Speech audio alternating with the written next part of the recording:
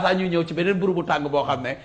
dañ ci dem ak Massa. waaw sànq Massa dafa tudd muy dossier boo xam ne moo fi nekk jamono ji di dossier Sweet Beauty nga xam ne am na en tout cas ñu nga xam ne ñoom lañ ciy tudd dernier développement yi ndax gis nañ coow yi nga xam ne moo ci tukkee ñu ne dañ am nañu ki nga xam ne moo di Ndeye Khady Ndiaye Ousmane Sonko génn na wax jàngatam lañ soxla woon ci dernier développement yi nga xam ne moo si am 1 an après parce que mbir mi fi mu nekk nii am na at. mën nga wax. waaw ci yow la mbir yi am at fi mu nekk nii gis nañ dernier développement yi nga xam ne moo ci nekk parce que ba léegi dossier bi amagul procès bu nga xam ne teg nañ ko ci ngir même ñu xam ñaar nit ñi nga xam ne ñoo ci faatu kan mooy responsable bi mais aussi ñenn ñi ñi ngi réclamer même un procès ci ñi nga xam ne même ñoo ko seq ndax dégg nañ Adji Sarr wax dégg Ousmane Sonko wax sa jàngat ci développement boobu li nga xam ne moom la mujjee ñun en tant que jullit yàlla may nañu gémmiñ yu ñu waxee waaye du ñu neex wax yàlla daf ñoo tere waxe xini mini ñu ngi ne xawla zuur ñoo xam dañuy bàyyi xawla zuur mooy wax joo xam ne xini mini la jiiñante nag bu amee tam dem ci àttekat ba yow bul àtte àttekat Sénégal dañuy àtte ba àttekat bi juge bi sax dañ koy juge nañ bàyyi foofu mu jaar fi mu war a jaar rek bu boobaa nag bu juge bi àtte ñu xam boobu loolu nuñ ko gisee waaye fi ne am na ak amul loolu xini mini la buñ tooñ kenn buñ sosal kenn buñ yokkal kenn buñ wàññil kenn man noonu laa ko gisee mais vraiment gisuma jullit boo xam ne da ngay war ba ngoon nga ne yaa ngi yàq sa koor pour yàq deru nit wala miimal ko def ndeem am na ko def yooyu yàlla santuñu ca lenn ndax yàlla nee na laa taziru waaziratun wizra uxra du jàppee kenn jëfi morom ma man de noonu laa ko gisee. mais li nga xam ne moom lañ gis démb rek déjà gis nañ ay audio yoo xam ne moo ngi fuité ñenn ñi sax naan procès bi fi mu nekk nii ñu ngi koy defee ci mbedd mi est-ce que loolu moo waroon. sëriñ bi li ma la wax. wa maa daa ba'dal haqqi illa dalaal lu ne ci gannaaw dëgg rek aw fen la man waxuma ay audio. parce que audio yow mi léegi mën ngaa wax léegi ñu am na ay kii application. yuy liggéey ci voix bi ba mën ngaa waat ne kii di wax Macky Sall la. deepfake. xam nu mu tudd waaye loolu dafay am moo tax yooyu yëpp nañ ko teg fee. ñun Baye Niass bañ tolloo ci jàng alxuraan rek lañu ko suñ bàyyi jox mu jàngal ñu yar ñu jàngaluñu loolu jàngaluñu. kilifa di yëkkati baatam di ko ñambaas ci waxi pénc waxi mbedd déedéet ñun duñu wax ci waxi mbedd loolu waxi mbedd la. mais est-ce que waxu te day yàq koor yi. est-ce que waxu mbedd la 14 personnes ñoo ci ñàkk seen bakkan 14 ndaw am nday am baay dëkk ci Sénégal gii. amaana sax ëpp na ko yow xëy na 14 yi nga yëg. waaw te da nga koo jàng fenn. waaye amaana ëpp na ko. waaw mais yëf yi nekkul ci benn bi ak fukki ak ñaar fukki yi. tuuma ku deful dara ci jamono yonent bi tàmbali woon ñu tuumal soxnaam Aïcha boobu sax mooy bi siiw mais tuumaal nañ beneen soxnaam wax na mooy yaayu doom ji tudd Ibrahima muy Maariyatul Xibtiya bañ ko waxee am koo xam ne moom lañu wax ne na dem rey càmmiñ ji maanaam càmmiñ la cousin am la ñu boole leen di ñu ay moomeef ñu may leen yonent bi moom comme ñoom kii la wax bi ñu doon wax xibt mooy làkku égyptien bu yàgg moom la ñuy wax déggoo ñu waa dëkk bi ñuy wétli wante ba amee ku ñëw fekk mu toog mu ñëw jël ko daldi ko gësam puus ko ne ko nangam doomi kii ji nangam jabar yonent bi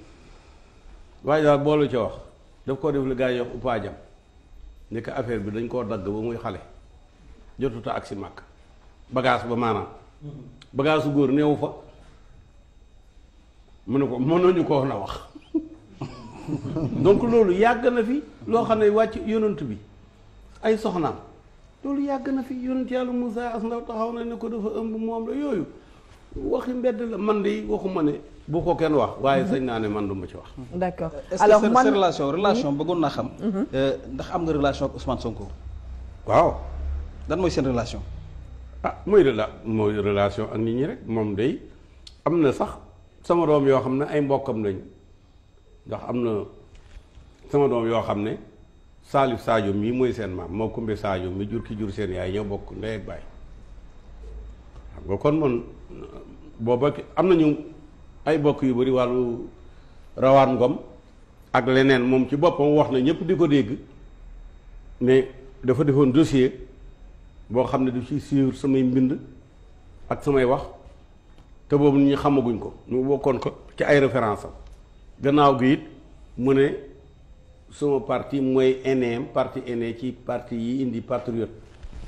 kenn njëkkuma koo def fii Sénégal ko loolu rek déjà doy na pour dajale ay nit ñëw na sama kër nga jaakaar loolu ñëw na fa ñëwati fa mais Françoise Hélène Gueye dafa génn wax ni Ousmane Sonko dafa ñëw sa kër pour wax ci dossier nee naa la loolu wax naa ne du dëgg du dëgg man li may wax Ousmane Sonko alali réew mi lay doon waaye Ousmane Sonko mosuñoo wax ba tudd turu benn jigéen mbirum suite ba tey waxu ci dara waxuñu benn jigéen waxu benn jigéen lañ wax mooy xam nga mag mu toll ni Ousmane Sonko ay fan réew mi yëpp jaxasoo ngir ne dana ujji wala du ujji ñu teg ci quelques jours mu ñëw sama kër ànd ak mbooloo mu bari ñu jógee ci ay fan après mu ñëw moom kenn ba cëgu ndara kam 13h tapante kenn mu ñëw dugg ñu dugg sama biir kër am na fa koñ boo xam ne Casamance lañ ko tuddee mu ñëw ñu toog foofa Casamance wax loolu waaw bu ko Hélène bëggee nettali te fekkewu ko keneen ku dul moom fekkewu ko te man ma weddi ko ne waxuñ loola xanaa kon Ousmane Sonko ci des mais dafa am lu bees ci sa digganteeg bon je veux dire ci mbirum Ousmane Sonko dafa am koo xam ne daf la jege bu baax a baax mun naa wax rakk la ci yow mooy Baye Mbaye MC Niass dañ ko tudd ci coole waaye mun naa ne wax jamono ji sax indi na ay révélation yoo xam ne moom moo ko jëlee teg ko ci place publique dafa nekk sa rakk di doomu Baye Niass direct est-ce que ba coow luy daal di juddoo bu ñu tudd ko ci moom mun na jokkoo naag Adji Sarr ci téléphone est-ce que yéen ñaar waxtaan ngeen ci parce que instant ñu ngi koy tudd fu nekk te doomu kilifa la tasiru wizra uxra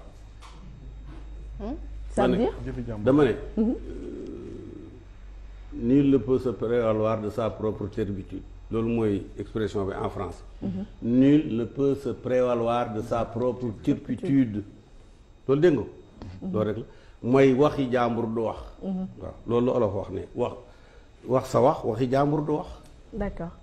man sama wax laa wax man loolu dégguma ci dara waxuma ci kenn d'accord alors man sama question ba Pape Matar tey dañoo yeewu ñëpp daal di gis ay audio bon mun naa ndax supposé voix Mamour Diallo la mënu ma ko wax avec certitude parce que léegi comme on l'a dit tantôt ak deepfake yeeg yeneen yi mën nañu wax ne dañ ko changer et tout est-ce que si c'est avéré que moom moo doon waxtaan ak Adji Sarr ñu enregistré ko à son insu est-ce que xalaat nga ne dina am impact suite dossier Adji Sarr ak Sonko mais bien sûr bu amee benn lien boo xamante ni dafay am si seen diggante rek dafay wane quelque part que complot bi nga xamante ni Ousmane Sonko waxoon na ko dès le départ da koy gën a jox li nga xamante ni mooy légitimité maintenant effectivement kenn mënu authentifier li nga xamante ni moom mooy audio yooyu à moins que ñi nga xamante ni ñoom ñoo ko partagé donc mënuñu sukkandiku mais mbir bi dafa am loo xamante ni yaakaar naa ñu ngi si dernier virage bi Ousmane Sonko sortie bu mujjee def yaakaar naa ni war nañ si mën a basé wu pour quand même bàyyi justice def liggéeyam parce que moom bu ñëwee tey dinañ ko woo dina dem wuyu ji et am na suffisamment d'éléments yoo xamante ne bu ko tegee ci table juge bi dossier bi soit dañ koy yemale foofu loolu rek war na mën a tax ba wax ji voilà wax ji war nañ ko mën a bàyyi tuuti bàyyi yenn mbir yi ñu dem ci li nga xamante ne moom mooy lu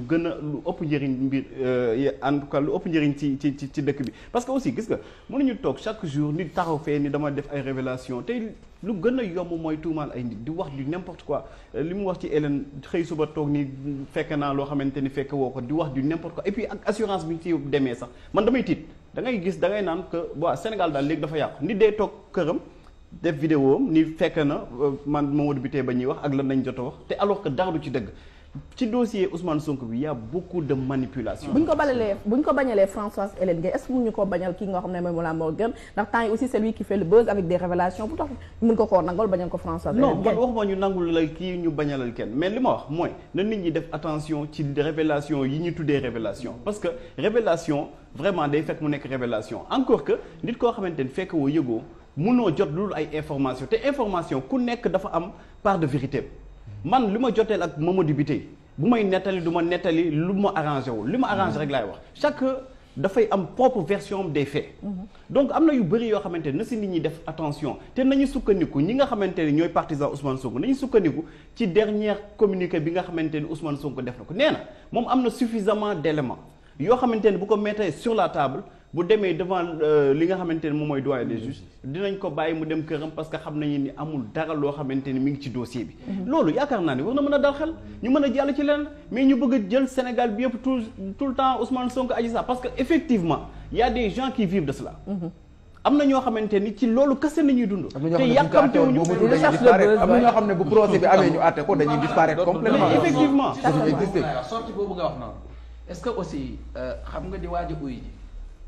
ne man am na lu leer na ma su ma demee dañ ma bàyyi yow boo demee mu demee neneen est-ce que réew mi du yow.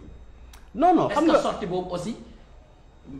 ñëw na ci fi mu war a ñëw parce que yaa ngi uy ji nga annoncé que ne maa ngi dem uy ji mais am naa lu leer naññ loo xam ne su ma demee dinañu ma bàyyi wax nga ko ba pare donc loolu te yow ki ngay uy si xamagul lan nga koy indi est-ce que nekkul def nga loo xam ne tey ëllëg bu demee même buñ gisee leneen sax dañ naan moom waxoon na ni kon am na lu mu tëdd est-ce que yoon la woon sortie boobu génn. non yoon la parce que vraiment sortie bi ci contexte boobu noonu c'était vraiment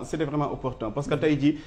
tax na ba ñu bëri wax na leen déjà que ni bu may dem di uy ji cette fois-ci bu ma kenn topp loolu déjà rek